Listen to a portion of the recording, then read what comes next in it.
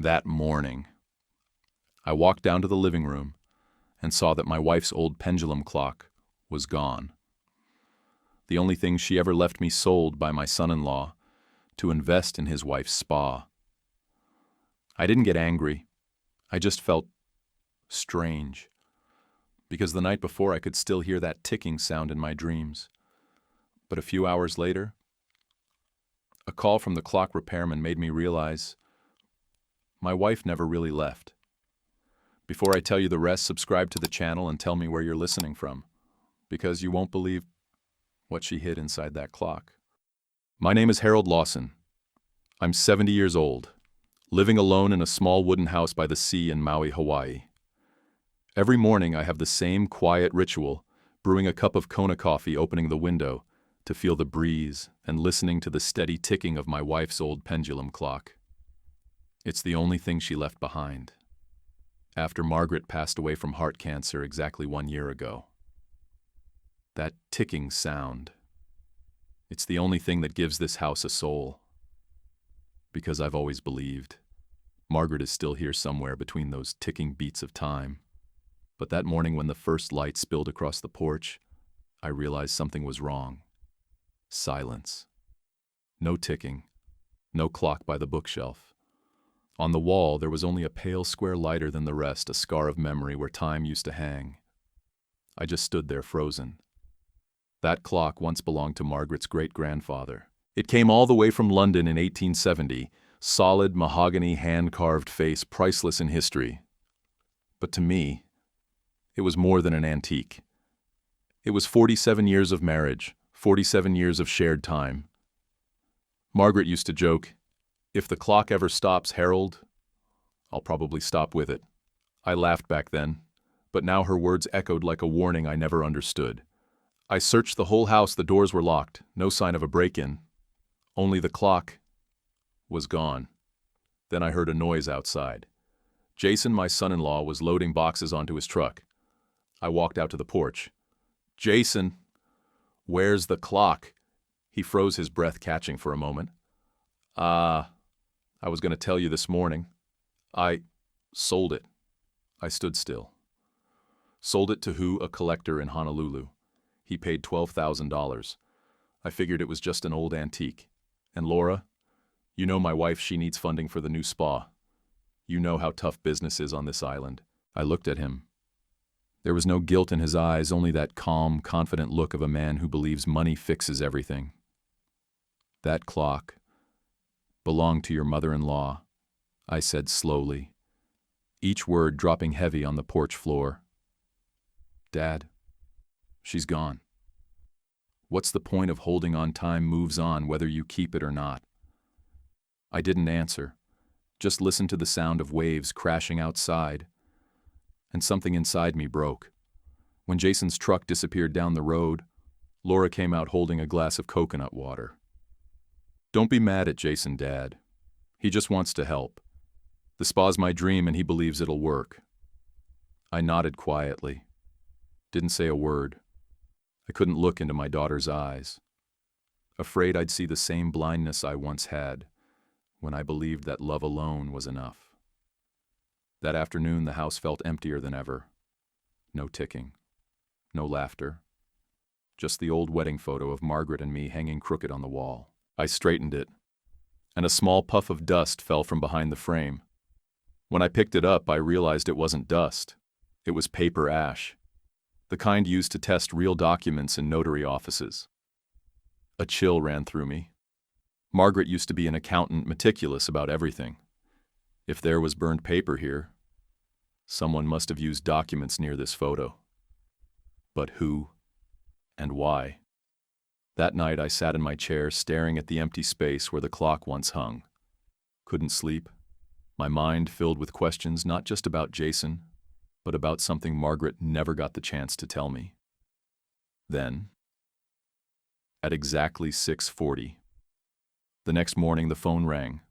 A rough voice on the other end spoke slowly. "Mr. Lawson, this is Theo Matsuda from the clock shop in Honolulu.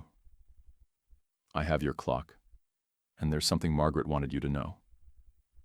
I gripped the receiver tight. Out on the horizon, the sun was rising, and deep inside, I felt it. Margaret had never really left. The voice on the phone made my throat tighten. I don't know why. But when that stranger said her name, Margaret, my heart started pounding faster than usual. "You said she left something for me?" I asked, trying to keep my voice steady. "Yes," he said. "Inside the pendulum clock your son-in-law brought in yesterday. I think you should come see it yourself. Some things shouldn't be said over the phone." Less than an hour later, I was behind the wheel of my old car, driving along Hanoa-Pialani Highway. The Maui sun shimmered across the ocean, every wave glinting like gold. But inside me, there was only one feeling: unease. Matsuda Watch and Repair sat tucked in a small street on the outskirts of Honolulu, between an old cafe and a surf shop. Inside, dozens of clocks ticked together in rhythm: wall clocks, pocket watches, antiques, all in perfect harmony. Except one. My clock. It sat alone in a glass case. Dark mahogany wood. The same Celtic carvings on its face, the ones Margaret once said looked like the rhythm of a heartbeat. I stepped closer, my hand trembling. "It's still intact?" I asked quietly. "Not exactly," said Theo, a silver-haired man with sun-browned hands. His voice was calm, deliberate. "I found something inside." He removed the back panel carefully, using a thin tool like a surgeon's blade. Hidden between two wooden layers was a small compartment just big enough to hold a folded stack of papers. He placed it on the table, a pale yellow envelope sealed tight. On the front, written in Margaret's hand, "For Harold, open when the clock leaves the house." I froze. Margaret always had a way of keeping life in perfect order. Even now, gone a year, she still found a way to arrange everything. I opened the envelope. Inside was a folded letter, a silver USB drive, and a stock certificate, Neurocore Biotech, valued at $2.7 million. I blinked, stunned. Margaret had worked as an accountant for a biomedical lab, but we'd never had that kind of money. Her handwriting was just as soft as I remembered Harold. "If you're reading this, the clock has left the house, and you've been pulled into what I tried to avoid. Jason isn't who you think he is. I've been watching him for 2 years. He doesn't just want money, he wants the house, and you." I sat down, dizzy. "I've gathered proof," the letter went on. "He used a fake name, Ethan Cole, and scammed at least 3 older women in California and Nevada. I didn't go to the police yet, I wanted more evidence. The USB holds everything. The stock is for your safety, Harold, so you'll never have to depend on anyone. But if Jason has sold the clock, you must act now. Don't believe a single word he says." I read that part over and over. Margaret. She knew. She knew everything long before she died. And me, the man who thought he knew her best, never realized she'd been living in fear, hiding secrets inside the very symbol of our life, together. "Would you like to see what's on the USB?" Theo asked gently, as if afraid to disturb the silence. I nodded. He plugged it into his laptop. The screen filled with folders, each one named after a person, with photos, receipts, contracts, and Jason's picture among them. In one photo, Jason was smiling, his arm around another middle-aged woman standing in front of a fancy house in San Diego. A note beneath it read, "Victim number 3, lost entire savings, $180. The air in the room grew heavy. Every clock on the wall began to chime at once, ting, ting, ting, like a chorus of time itself accusing the guilty." Theo looked at me and said softly, "She asked me to keep the clock, just in case. She said, if Harold ever comes, tell him time still exists, but trust does not." I gripped the stock certificate in my hand. I didn't know whether to cry or rage. The woman I loved most had carried this burden alone, protecting me from someone within my own family. When I left the shop, the Honolulu sun was blinding, yet I felt a chill run down my spine. On the drive back, I turned on the radio to drown out the wind. An old song came on, "Can't Help Falling in Love," Margaret's favorite. Beside me, wrapped in cloth, the pendulum clock rested quietly on the passenger seat. I glanced at it and whispered, "You were right, Margaret. Time never stops." But people learn when to stop between right and wrong. I don't know what comes next. But I know one thing for sure from this moment on: a new battle has begun. On the drive back from Honolulu, the sea wind stung my face. But all I could hear in my head was one line from Margaret's letter. Jason doesn't just want the money, he wants the house. And you. I didn't fully understand what she meant at the time. Wants me too, what does that even mean? But my gut told me it wasn't a metaphor. When I got home, I put the clock in the bedroom and locked it carefully. The house felt different no longer, the emptiness of loneliness, but a heavy, watchful silence. I turned on my laptop and plugged the USB back in. Among the dozens of folders, one name stood out: Kai Tanaka, private investigator. An audio file was attached. I opened it. A man's voice, deep, clear, slightly hoarse. Ms. Margaret, I've checked the records. Jason Morales has used 3 other identities: Ethan Cole, Jack Rivers, and Damon Hale. He is suspected of financial fraud in California, Nevada, and Arizona, but has escaped conviction due to lack of evidence. I will continue to monitor him. I sat still. Margaret had hired a private investigator, and I had no idea, and Kai Tanaka was probably still in Hawaii. I noted the phone number in the file and dialed. The line rang a long time before a hoarse voice answered Kai here. Who's calling? I'm Harold Lawson, Margaret's husband. A long silence. I've been waiting for this call for a year, Mr. Lawson. We met at a small cafe along the Kihei coastline. Kai, part Japanese, part Hawaiian, around 55, broad-shouldered, spoke with the kind of voice that had seen too many secrets. On the table lay a worn folder, edges salted by the sea. I've kept this for you at Margaret's request. She said, only when you found the USB yourself could I hand it over. I opened it. Photos of Jason withdrawing money, signing contracts, meeting with lawyers, and a life insurance policy. Policyholder Harold Lawson. Beneficiary Laura Morales. I felt my breath catch. Kai spoke slowly. She discovered Jason was behind this. Do you understand if anything happens to you? Laura would inherit over $1.5 million. You mean, he wants me dead, I whispered. I mean, he's prepared for it. I remembered now 3 months ago Jason had given me a new water purifier, calling it a health gift. Since then, I'd often felt dizzy headaches and had blamed it on old age. A cold shiver ran down my spine. Perhaps you should have the water tested, Kai said. Margaret suspected he might use low-dose sedatives, something to make victims seem confused or mentally impaired. I stayed silent for a long time. The cafe smelled of salt and roasted coffee, but I couldn't swallow. Kai stared at the ocean. Margaret tried to protect you, but now I think it's your turn to finish what she started. That afternoon back home, I discovered the security camera had been disabled. The power cord had been pulled slightly, the work of someone familiar with the system. On the shelf, our wedding photo was slightly askew. I took it down and saw something that made my blood run cold, a tiny listening device stuck to the back of the frame. Its little light was still on. Someone had been listening to us this whole time. I pulled the battery, set it on the table, watching the light flicker out, like killing a venomous insect. I called Kai, told him everything. He said he'd come first thing in the morning, with the local sheriff he trusted. That night I didn't sleep. I just sat in the dark, listening to the wind against the windows, and in my mind Margaret's voice echoed. If the clock leaves the house, it means they've begun. The next morning I pretended to know nothing. Jason arrived carrying a box of pastries and that familiar friendly smile. Dad, I have a small favor. Need your signature. I glanced at the papers. A transfer of ownership for the villa from me to Laura to Simplify Spa Investments. Jason spoke softly as if helping me do a good deed. I smiled slowly.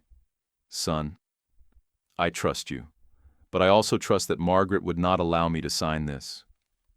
His smile flickered and vanished, leaving only cold eyes, the same ambition Margaret had warned me about in her letter.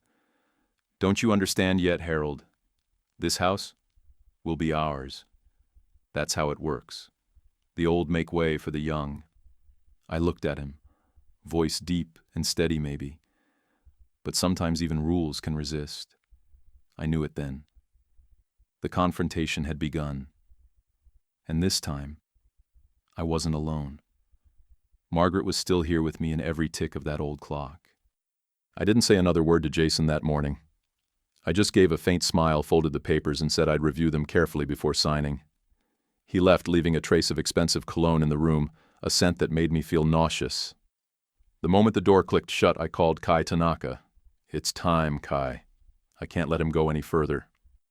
Kai arrived with a middle-aged officer, someone he called Officer Kanoa, the man who had helped Margaret gather evidence in the first place. Both of them sat in my living room in front of the pendulum clock I had just rehung on the wall. Noon sunlight poured through the window, reflecting off the polished wood, making it almost seem alive.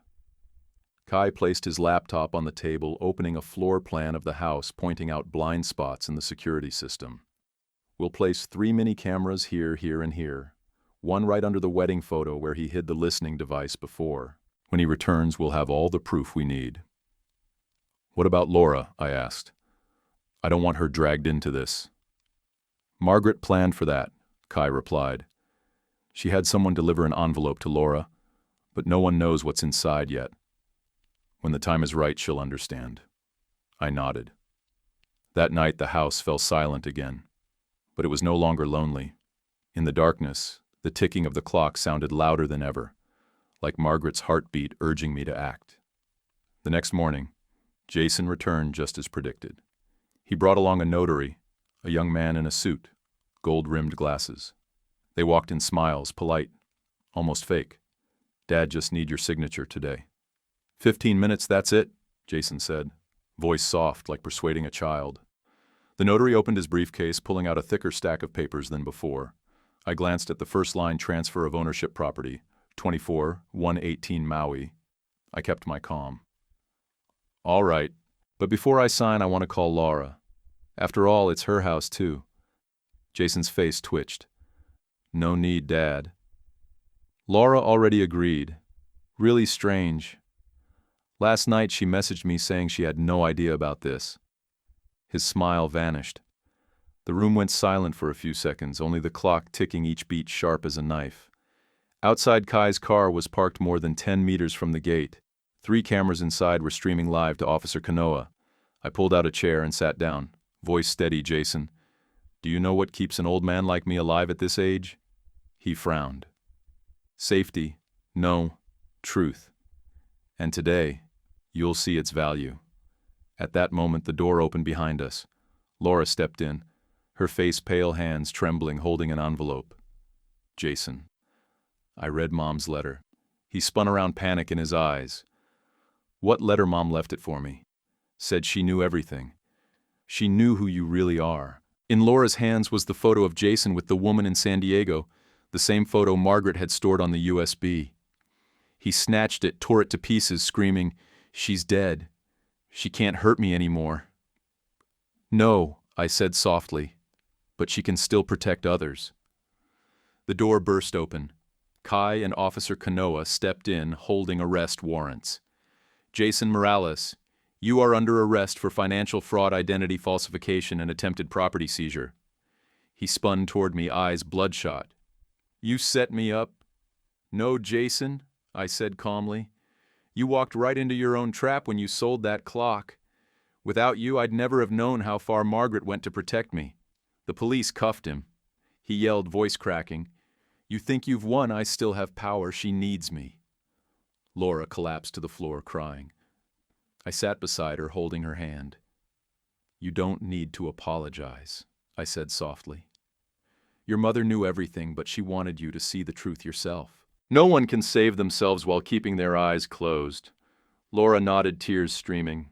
Mom arranged all of this, didn't she, Dad? No, she only planted the markers, so when the time came, we could find each other. Above us, the clock chimed again. This time the sound was different. Not sad, not heavy, but like liberation. I looked up as the minute hand slid past 12. At the same moment, sunlight streamed through the window, reflecting off the clock face, casting a long beam across the floor. Margaret had kept her promise, protecting her family, even from beyond this world. After the police took Jason away, the house fell into a strange, quiet stillness. No more arguing, no more scheming breaths, just the sound of the waves offshore and the steady ticking of the old clock. I sat in the armchair by the window, the golden afternoon light warming my tired back. Laura sat across from me, her eyes red but her tears dried. "Dad," she said softly, "did Mom really prepare all of this in advance?" "Yes. Your mother understood people better than anyone.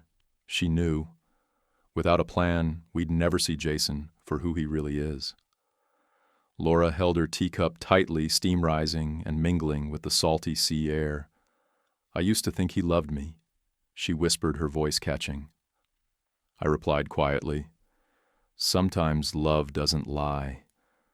People do. And your mother, she just wanted you to see it with your own eyes."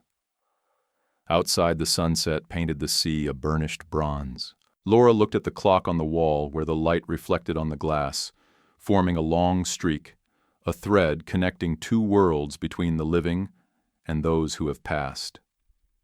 "Do you think Mom knew about today?" she asked. I smiled softly. If there's anywhere that can hear this clock, I'm sure she's smiling. That night, Laura slept in her old room. For the first time in a long while, the house felt alive again. I sat alone in the living room, facing the pendulum clock ticking steadily. I opened the secret compartment again, took out Margaret's old letter, and read it slowly, savoring each word this time. At the end, a passage I hadn't noticed before. Harold, if you still have this clock, it means you still have time to forgive for Laura for yourself. Don't let anger make you forget why we ever loved each other. I want you to live, not just exist. I put the letter down and took a deep breath. Yes. For the past year, I had merely existed like a clock that had stopped ticking. I thought I was holding on to Margaret's memory, but I had only trapped it in my loneliness. I stood, opened the window, and let the night wind in. The waves, the insects, and the clock's ticking blended together a gentle symphony. Time, it seems, doesn't take everything away. It just tests whether we have the courage to listen again. The next morning, I made coffee as usual. But this time, I made 2 cups. One I placed next to the clock. For you, Margaret. I still remember how you liked more sugar than coffee. Laura came out hair loose, face calmer than yesterday. Dad, I've decided. I'll sell the spa, pay off his debts, and start over. Maybe I'll teach art at the village school. I nodded, feeling light.